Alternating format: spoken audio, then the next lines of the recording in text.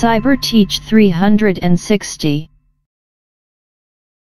তো একটা বিষয় নিয়ে আলোচনা করব সেটা হচ্ছে আপনার browser force it's so important একটা টপিক এটা একেবারে নতুন ধরা যায় তারপরে এটা বর্তমানে ভালো ভালনারেবিলিটি পাওয়া যায় আর আপনাকে কিন্তু সাইবার সিকিউরিটিতে কাজ করতে হয় প্রতিনিয়ত বিষয় শিখতে হবে কারণ হচ্ছে ইনফরমেশন অথবা টেকনোলজির ক্ষেত্রে এটা কিন্তু প্রতিনিয়ত আপনার ডাটা অথবা টেকনোলজি যেগুলো থাকে সেগুলো কিন্তু আপডেট হবে তো সেক্ষেত্রে আপনার ভিতরে এটা চেতনা থাকতে হবে যে আমার প্রতিনিয়ত কিছু না কিছু শিখতে হবে তো ব্রাউজার ফোর্সের বিষয়টা একেবারে নতুনই ধরা যায় তো এই বিষয়টা আমরা দেখি এসকিউএল ইনজেকশনের মতো কিন্তু এটা না কারণ এসকিউএল ইনজেকশন একেবারে প্রথম থেকেই পাওয়া যায় আচ্ছা তো প্রথমেই আমরা দেখি যে আসলে ব্রাউজার ফোর্স বিষয়টা আসলে কি ব্রাউজার ফোর্স বিষয়টা আমরা এখান থেকে সহজে বুঝতে পারছি এখানে যে বিষয়টা বলা আছে যে এখানে আপনি ব্রাউজারকে কি করতেছেন একটা লজিক্যাল জিনিস খুঁজে বের করার জন্য ফোর্স করতেছেন দ্যাট মিন্স আপনি কাকে ফোর্স করতেছেন এখানে আপনি ব্রাউজারকে ফোর্স করতেছেন এখন ব্রাউজার মিন্স এই যে আপনি একটু আগে মজিলা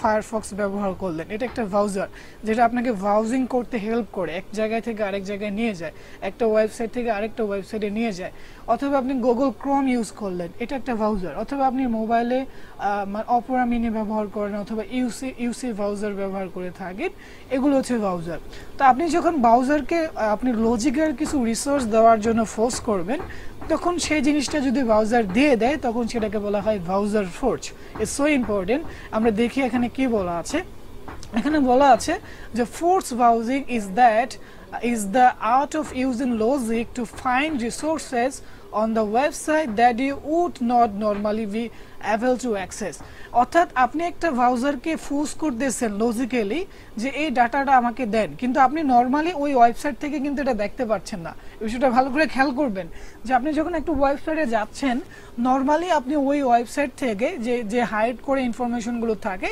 সেগুলো আপনি পাচ্ছেন না কিন্তু আপনি কি করলেন যে ব্রাউজারকে ফোর্স করলেন লজিক্যালভাবে তখন যদি আপনি ইনফরমেশন পেয়ে যান তখন এটাকে বলা হচ্ছে ব্রাউজার ফোর্স তাহলে এই কথাটা কিন্তু এখানে এটাই বলা আছে যে force browsing is the art of using logic to find resources on the website that you would not normally be able to access অর্থাৎ নরমালি আপনি মানে সক্ষম না কোনো একটা ডাটা দেখার জন্য তখন আপনি যদি ব্রাউজারকে ফোর্স করে লজিক্যালি ডাটাগুলো দেখতে পারেন তখন সেটাকে বলা হচ্ছে ব্রাউজার ফোর্স আমরা একটা एग्जांपल দেই তাহলে খুব সহজে বুঝতে পারবেন এখানে একটা ইউআরএল দেখতে পাচ্ছেন তো এখানে একটা খেয়াল করে দেখেন এই ইউআরএল কিন্তু গেট মেথড বিশিষ্ট কোনো ইউআরএল না আপনারা আইডোরের সাথে এটা মিলিয়ে ফেললে হবে না এটা ভালো করে বুঝবেন আইডোরে কি হতো যে আপনি একটা প্যারামিটারের ভ্যালু চেঞ্জ করে দিতেন কিন্তু এখানে কিন্তু ঘটনা অন্যরকম হবে আইডোর কিন্তু এরকম না আইডোরে আপনাকে প্রথম রেজিস্ট্রেশন করতে হবে দেন আপনাকে ভ্যালু চেঞ্জ করে দিতে হবে ভ্যালু চেঞ্জ করলে যদি আপনি অন্য কারো ইনফরমেশন পান তখন এটাকে বলা হচ্ছে আইডোর দ্যাট মিন্স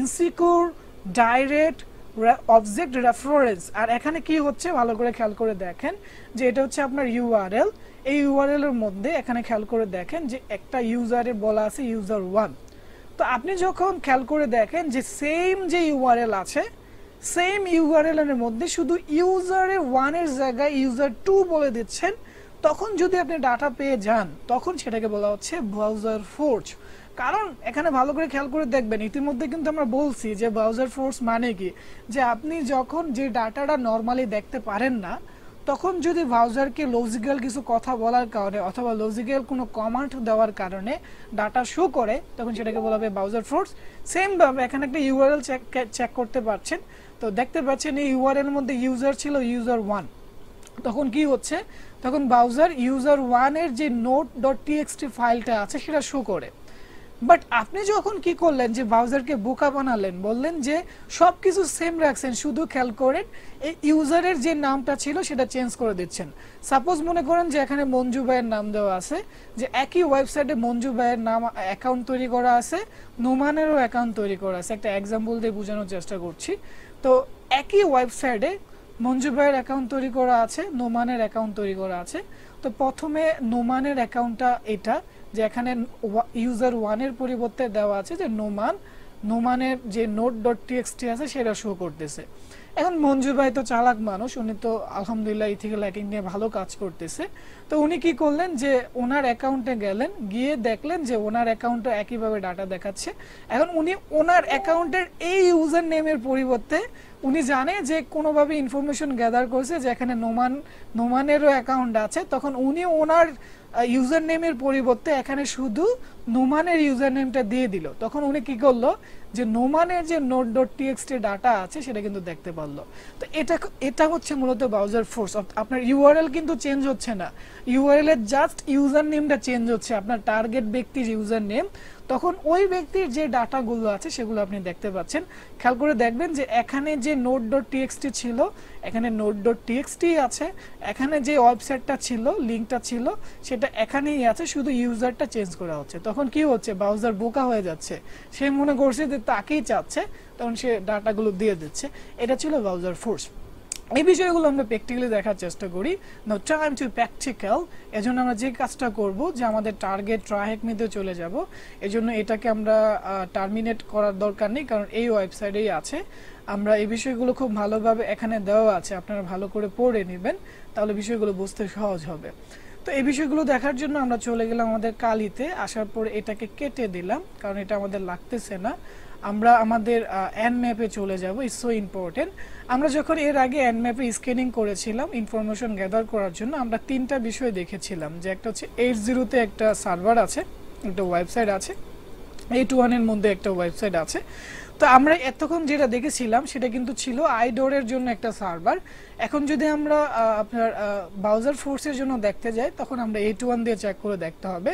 এজন্য আমাদের আইপি যেটা ছিল সেটার ক্ষেত্রে যে ঘটনা করতে হবে, যে এখানে আইপি দেওয়ার পরে হিট এন্টার দেওয়ার পরে আমার কিন্তু আগের যে আইডোরের ব্রাউজারটা ছিল সেটা আমরা দেখতে পারবো। বাট আমি কিন্তু এইটা চাচ্ছি না, কারণ ইতিমধ্যে আমরা এটা সলভ করে ফেলেছি, অথবা টার্গেট ওয়েবসাইট সেট। এখন আমি যদি আমাদের মেইন ইয়েতে যেতে চাই, এখানে দিতে হবে 81, হিট এন্টার। এরপরে চেক করে দেখবেন যে দুইটা ব্রাউজারের মধ্যে দুইটা ওয়েবসাইটের মধ্যে পার্থক্য রয়েছে। চেক করে দেখি কি হয়, আমরা একটু সময় নেই। 81 দেখা যাচ্ছে, দুইটা দেখতে একই রকম, কিন্তু দুইটা যারা এটা প্র্যাকটিসের জন্য দিয়েছে দুইটা দেখতে একই রকম করেছে। তো আমরা এখানে আমাদের মতো আবার ইউজার নেম দিয়ে ঢুকি নোট, তারপরে পাসওয়ার্ড ছিল টেস্ট 1 2 3 4। এটা চেক করে দেখি, হিট এন্টার।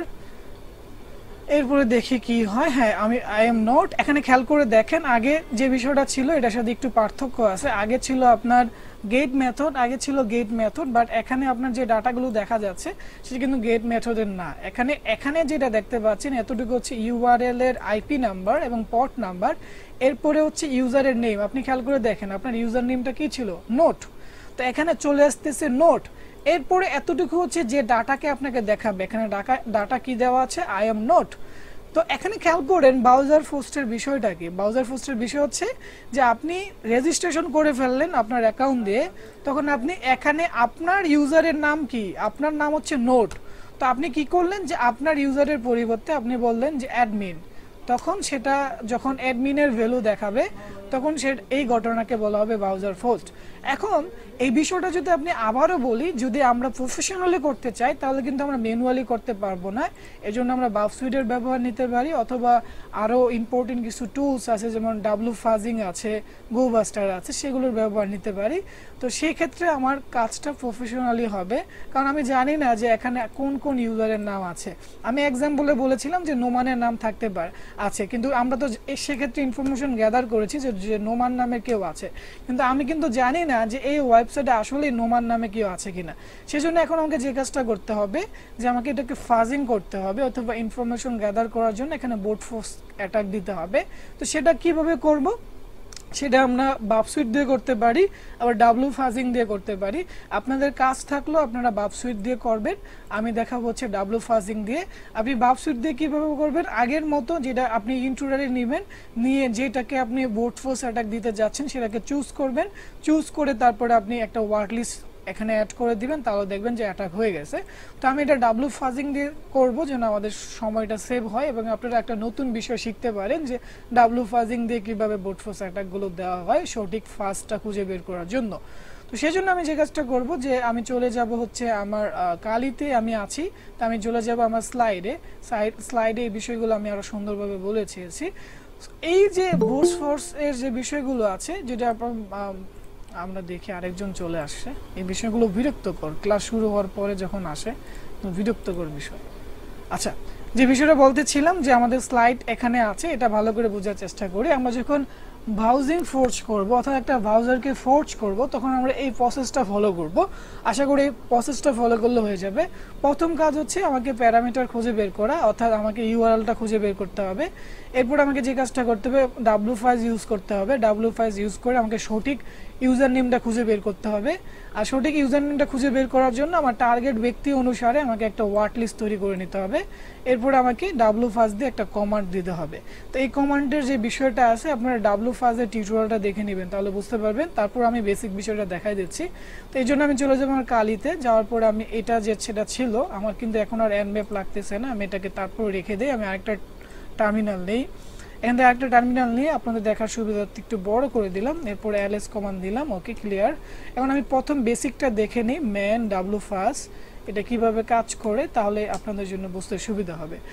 wfiles বলা আছে ওয়েব অ্যাপ্লিকেশন বুট ফোর্সার। এর সাহায্যে আপনি ওয়েবসাইটের মধ্যে বুট ফোর্স অ্যাটাক দিতে পারেন বিভিন্ন প্যারামিটার খুঁজে বের করার জন্য, বিভিন্ন ইউজার নেম খুঁজে বের করার জন্য। এখানে খুব সুন্দরভাবে বলা আছে, আপনারা এই বিষয়গুলো দেখে নেবেন। তো এখানে যে -c ব্যবহার করা হচ্ছে আউটপুটটা কালার হিসেবে দেখানোর জন্য, -f ব্যবহার করা হয় আপনি যখন একটা ওয়ার্ড লিস্ট দিতেছেন একটা ফাইল হিসাবে, সেই ক্ষেত্রে ফাইল নেম। এরপরে -b ব্যবহার করা হয় বারবোসের জন্য। এই বিষয়গুলো এখানে খুব সুন্দরভাবে দেওয়া আছে, আপনারা দেখে নেবেন, ঠিক আছে। তো আমি এটা করে দিলাম। আমার যে কমান্ড আছে সেটা আমি জানি, wfiles এটা, কারণ আমি ইতিমধ্যেই এই বিষয়গুলো খুব ভালোভাবে শিখেছি, আপনারা এটা দেখে নেবেন। এটা ছিল আমার মেইন কমান্ড।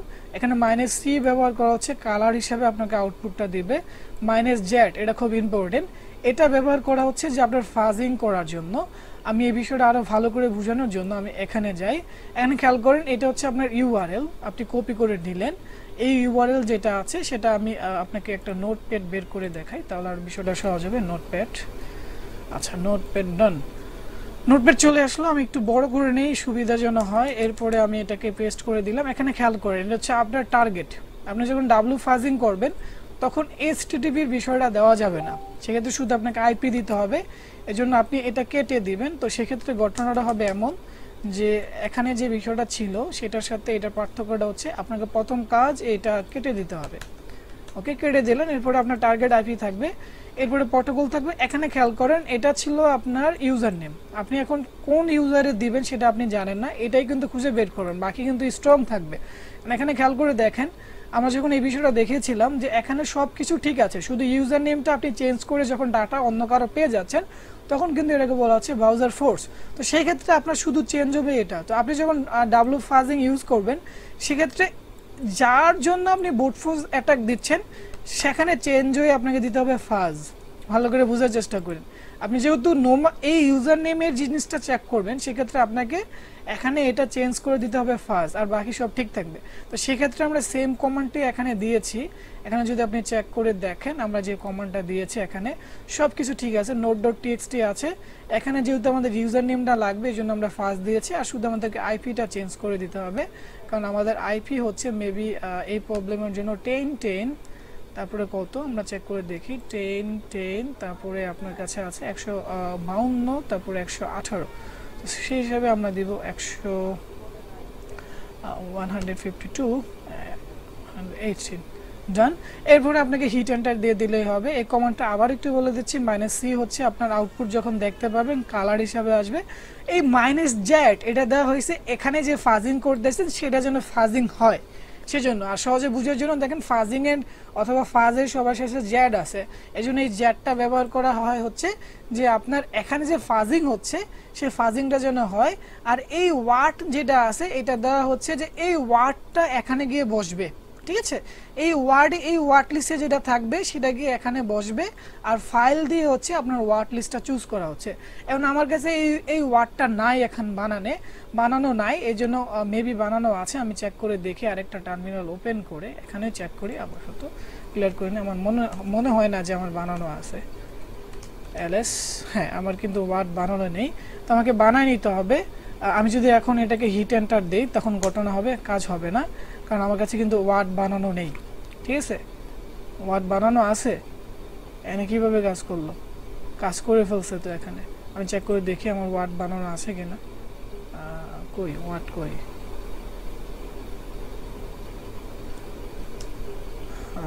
ls এস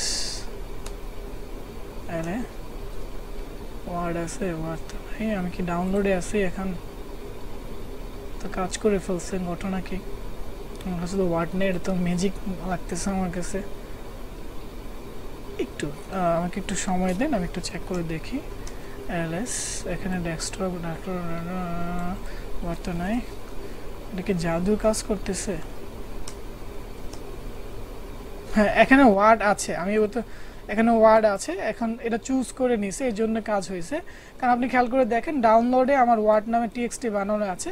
তো আপনাকে যে কাজটা করতে হবে, যেটা আমরা ইতিমধ্যে বলেছিলাম, যে আপনার টার্গেট ব্যক্তি অনুসারে আপনাকে ওয়ার্ড লিস্ট বানিয়ে নিতে হবে, কারণ আপনি কিন্তু বোট ফোর্স অ্যাটাক দেবেন।